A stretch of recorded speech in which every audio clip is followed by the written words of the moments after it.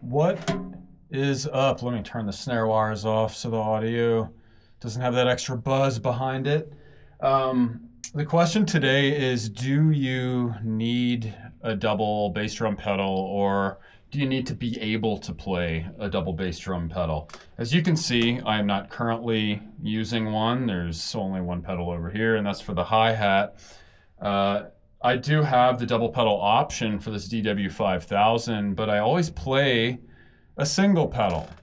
And it's something that people have asked me before, especially playing with Guns of the Seneca, because it's really high energy rock type stuff.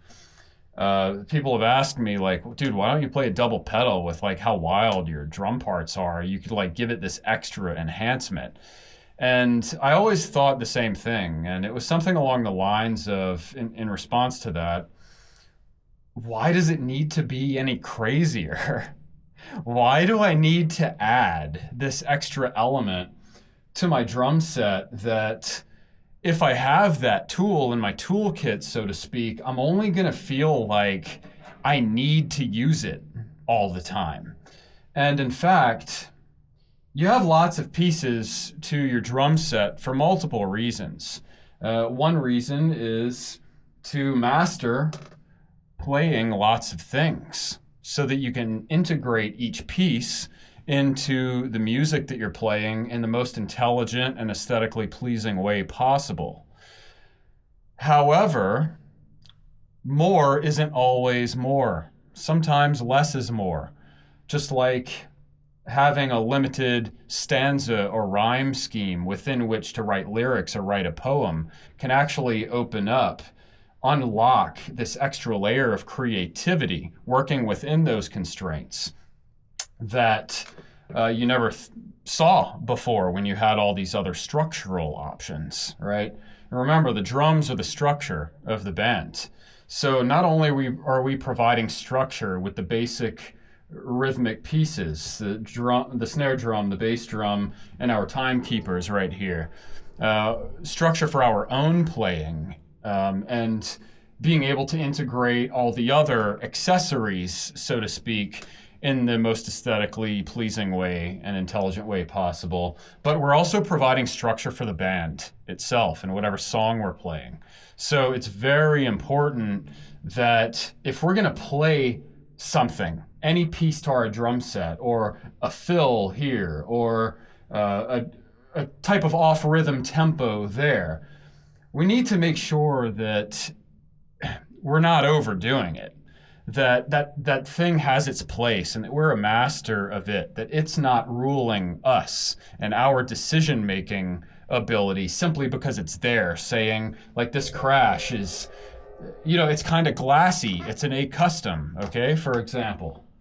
And I've been leaning towards softer, drier type cymbals lately. Ks. I have K fat hats here, a K con ride here, K custom hybrid here, which is kind of a nice balance with the brilliant finish on the bell. But my point is that if I'm playing music that the Ks are really suited to, I need to be careful about how I play this watery, glassy, a custom crash cymbal.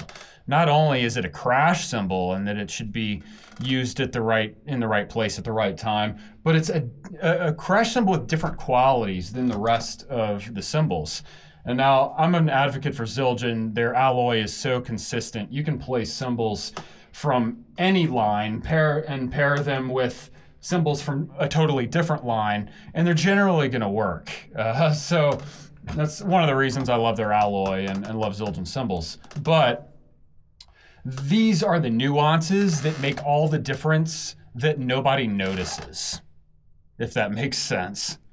And if they're not noticing it, but there's still, like always, this look of satisfaction on people's faces, that they're hearing something that's intentional, that it's good, then you're doing your job, whether you're doing a bunch of fills and being flashy or not, So I kind of got away from the whole double bass drum thing. But I guess my point, to answer the general question, do you need to even be able to play a double bass drum pedal? And the answer is absolutely not. You don't need to be able to do anything in particular other than keep time and just lay it down. You know, that's the fundamental piece to playing drums. You know, and being somebody who has an overactive, like super hyperactive creative mind, I always want to do more and experiment with different things, and not everything kills. But over time, I'm learning better and better how to play this song. What are the limits to my playing in this particular song? The more repetition I get in, the better my playing becomes on that song. And I do that with everything that I play. It's important to always be refining the details, the nuances, you know? And so I feel like personally, if I had gotten Savage on double bass drum pedal in my teens, and I'd still have that tool in my toolkit today, I feel like I'd be tempted to play it more than is absolutely necessary to serve the music, you know? Because there isn't any supposed to at the end of the day. You can conceivably play metal with a single bass drum pedal.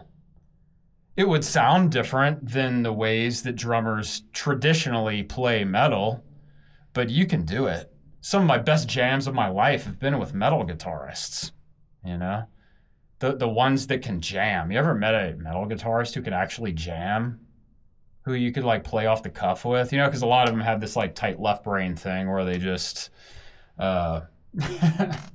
they write a whole song in weird timing and then they expect you to just learn it, and it doesn't make any logical sense according to music theory. Anyway, don't get me started on the variable personalities and styles of guitarists. That's definitely a subject for another video, and probably a good thing.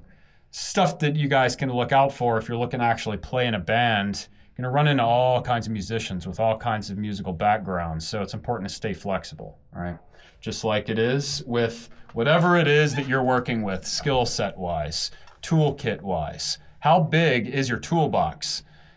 Bigger isn't always better. It's just about having the sharpest and best tools that you can, all right? And more can work for you or work against you. So know your capacity for your toolkit. How many different things on the drum set can I master? Because look, a drum set is not just one instrument.